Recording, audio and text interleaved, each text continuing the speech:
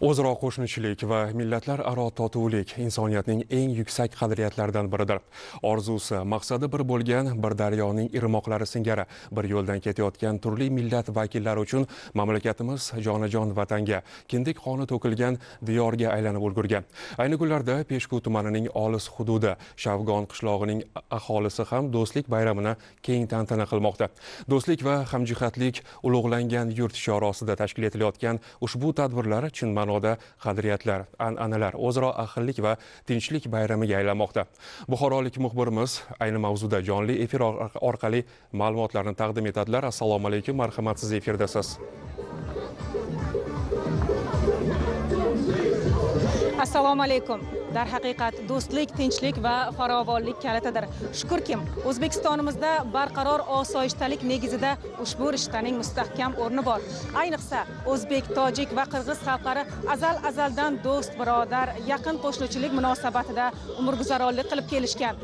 Peshku tumani Shavgon qishlog'ida esa o'zbek va tojik xalqlari asrlar mobaynida o'zaro mehr-oqibat rishtalarini mustahkam bog'lashgan. Bu yerdagi bayramona muhitni ko'rganingizda bu so'zlar naqadar haqiqat ekanligini anglaysiz. Sanam opa, mana shu yerda siz uzoq yillardan buyon umrguzaronlik qilasiz, mehnat faxriysiz, ko'zga ko'ringan tadbirkorsiz. Bugun guvohi bo'layotganimiz kabi peshkuliklar mana shu do'stlik bayramini o'ziga xos tantanalar bilan nishonlamoqda. Bu haqida qanday fikrlar bildirasiz? Albatta, tinch yurtda bayram yarashadi. Mana yaqinda hammamizda xabarimiz bor. Navro'z olamni, kuni kecha esa Ramazon hayitini qutladik. Yaratganga shukrki, bugun tarixiy kun. Hammani yuzida quvonch. Yurtboshimiz Tojikiston Respublikasining Xo'jand shahrida Qirg'iziston Respublikasining prezidenti hamda Tojikiston Respublikasining prezidenti bilan uchrashmoqdalar. Maqsad rahbarlarimizni bitta. Maqsad tinchlik, totuvlik, qo'shnichilik abadiy bo'lishi uchun. Chunki azaldan tarixdan ma'lumki, qo'shning tinchsan, tinchsan. Yurtboshimiz doim shu tamoyilga amal qilib, mana xalqimiz juda ham mustahkam irodali bo'lib, obod yurtda, tinch yurtda yashayotgandan hammani ko'ziga qarang, quvonch yayraydi. Mana bu bizning Buxoro viloyatimiz ko'p millatli xalq. Mana bugun Peshku tumani Shavgon qishlog'iga kelsangiz, qirg'iz deysizmi, tojik deysizmi, biz hech qachon farqiga bormaymiz. Bir otani, bir onani farzandiday. Doim qo'shnichilik, xudo andachilik doimiy bo'lib kelgan.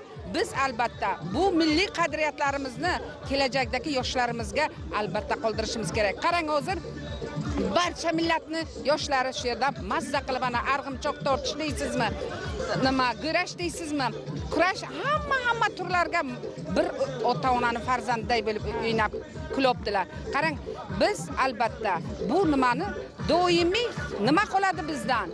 Elimizda yoshlarimizga albatta ahillik, birdamlik, doim ahillik bor joyga baraka bo'lgan. Doim tinch, biz hamma vaqt tinchlikni tarafdorimiz. Shunday ekan, hech qachon millatlarni ajratmaymiz. Hammamiz bir onani, bir otani farzandidek doim hamkor bo'lib ishlab kelganmiz. Bundan keyin ham doim shunday bo'lib yashaymiz. Peshku tumanining o'ziga xos yutuqlari bor-da, Sanam opa. O'ziga xos, mana o'zbek o'zini tojik tilida gapirsa, balki tojiklar uni o'zbek tilida tushunishadi yoki aksincha, to'g'rimi Sanam opa? Bu ayniqsa shavgonliklarning bir xarakterlariga xos xususiyat. Albatta, bunday olsangiz, bu tilga hech nima bog'liq emas. Bir qarashda, xuddi bir og'ayni ota-onani bir farzandlariday bir qaragandan nima deyotganimiz, quvonchimiz bormi, tashvishimiz bormi? Hammamiz doim ahil bo'lib hamkorlikda yechganmiz. Quvonchimizga quvonch qo'shilib, g'amimizga doim ko'mak berib, hammamiz bitta onani farzandlariday bo'lib yashaganmiz. Bundan keyin ham yoshlarimiz biz albatta ana qarang, ko'p hozir sayilgoh bo'libdi, sayilgohga asosan yoshlar yig'ilgan. Nimadan? Chunki bu jipslik, mehr albatta ko'zda bo'ladi. Kattalarning ibratidan. Albatta, kattalarning ibratida, kattalarning qadam qo'yishda, kattalarning odobida bo'ladi. Biz albatta shularni yoshlarimizga biz albatta o'rnak bo'lishimiz kerak. Chunki yurtboshimizdan biz ko'p narsalarni o'rgandik. Yurtboshimiz sadoqat, vatanparvar, oilaparvar farzand bo'lib yetilganlari uchun biz doim ularning o'qishini ketlaridan borib, shu qadriyatlarni barcha yoshlarimizga targ'ib qilamiz. Qarang, shunday dunyoni ko'rib o'ylaymanki, necha yil masalan umrim ko'rgan bo'lsam ham, mana bo'lar ekan-ki shunday qilsa degan doim shu maqsad bilan xursand bo'lib bugun hamma ham bo'lar ekan-ku mana shu 3 ta mamlakat birlashib, tinchlik, yurtni masalan, tinchligimizni, do'stligimizni abadiy bo'lishga xizmat qilsalar, albatta 100 ishchiga bir boshchi. Asosan ko'p narsa rahbarga bog'liq. Ko'ring, ana 3 ta davlat birlashdimi? Bu albatta xalq birlashdi. Hamma ahil bo'ldi, millat birlashdi. Shunday ekan, biz bu qadriyatlarni qadriga yetishimiz kerak birinchi navbatda. Shunday tinch yurt o'z-o'zidan bo'lgan emas bu tinchlik. O'z-o'zidan kelgan emas bu tinchlik. Shunday ekan, doim ahil bo'lib, yurtimiz tinch bo'lib, vatanimizga sadoqat bilan xizmat qilishimiz kerak. Doim fidoyi bo'lishimiz kerak. Rahmat Sanob opa, naqadar bir ajoyib fikrlarni bildirdingiz. Dar haqiqat yoshlar kelajagimiz deb ko'p bora takrorlaymiz. Bugun yoshlar mamlakatimiz aholisining 60% dan ko'prog'ini tashkil etadi.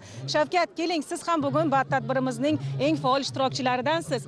Yoshlar ishlari agentligi viloyat boshqarmasi rahbari Shavkat Rahmonov bugun yoshlarni ko'zlariga qarab, dar haqiqat hozir Sanob opamiz ta'kidlaganlaridek, bayramona ruhni, shukronalikni ko'ryapmiz. Kattalarning ibrati ularga qanchalik bir ta'sir ko'rsatyapti bugun. Assalomu alaykum. Mana bugun davlatimiz rahbarining Tojikistonning Xo'jand shahriga bo'layotgan amaliy tashriflarini, shukuhini butun O'zbekistonimizda, shu jumladan Buxoroy Sharifda ham ko'ryapmiz. Buxoroning Peshko'y tumani Shavgon mahallasida bo'layotgan bu katta bayram, katta sayl albatta yoshlarsiz o'tmaydi. Bugun yurtimizda yaratilayotgan har bitta islohotda amalga oshirilayotgan ishlarning tag zamirida inson qadri yotadi. Bugun mana Shavgon mahallasida bo'layotgan saylni ham eng asosiy ko'zlangan maqsad yurtimizdagi tinchlik, o'zaro hamjihatlik, birdamlik, qo'shnichilik munosabatlarining isboti hisoblanadi. Albatta bu jarayonlarda yoshlarimiz qanday ishtirok etyapti? Yoshlarimiz yoshi katta ulug'lardan, keksalardan, nuroniylarimizdan nima o'rganish kerak degan paytda mana shu sayllardagi millatlararo totuvlik, o'zaro hamjihatlik, bobo buvlarimizdan qolgan qadriyat va an'analarga sadoqat ruhida tarbiyalash eng asosiy o'rin olgan. Bugun yoshlarimiz o'rtasida bu saylda sport musobaqalari, milliy o'yinlar, turli xil taom pishirish musobaqalar, har xil yo'nalishlarda ishlar olib borilyapti. Albatta men o'ylaymanki, amalga oshirilayotgan bu har bitta islohotlar boshida turgan davlatimiz rahbarining olib borilayotgan izchil siyosatlari mamlakatimizdagi yon qo'shni davlatlardagi yosh va qarining faqatgina birdamlik, hamjihatlikka qaratilgan. Albatta yoshlar har bitta bo'layotgan bu o'zgarishlardan, amalga oshirilayotgan islohotlardan o'ziga xos namuna olib, bu qadriyat va an'analarimizni kelgusi avlodga yetkazuvchi bir ko'mak vazifasini bajaradi. Rahmat Shavkat, bugun guvohi bo'lyapmizda, siz mana shu tashkil etilgan saylda dar haqiqat yoshlarning ishtiroki juda ko'zga tashlanyapti.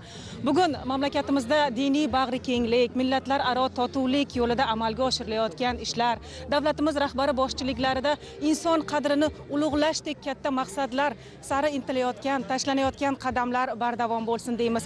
Peshko'y tumanidagi Shavgon qishlog'ida esa bayram tantanalari do'stlik bayrami davom etadi. Rahmat. Muxbirimizga yetkazgan ma'lumotlar uchun rahmat deb qolamiz. Dastur